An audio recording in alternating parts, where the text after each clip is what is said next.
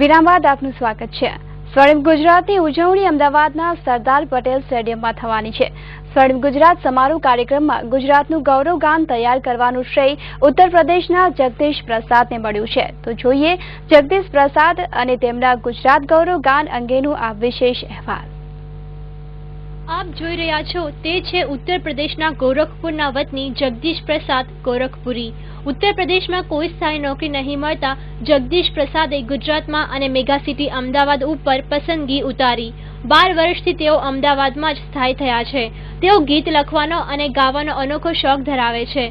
આજે ગુજરાત સ્વર્ણિમ વર્ષ પ્રારંભે જગદીશ પ્રસાદે ગુજરાત ગૌરવગાન તૈયાર કરીને ગુજરાતની પ્રજાને સમર્પિત કર્યું છે।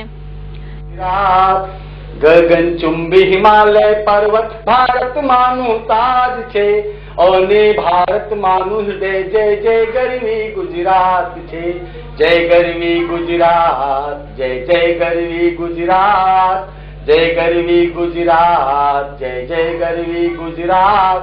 જગદીશ પ્રસાદે મુખ્યપ્રધાન નરેન્દ્ર મોદી માટે લખેલી કવિતાને પુષ્પગુચ્છમાં સ્થાન મળ્યું છે।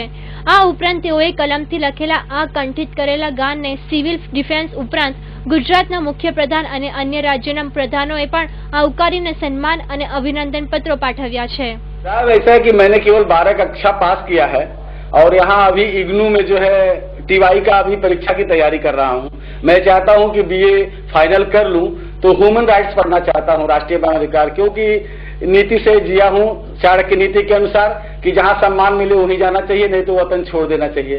यहाँ पर आके 12 सालों से मुझे जो सम्मान मिला है बहुत अच्छा रहा है।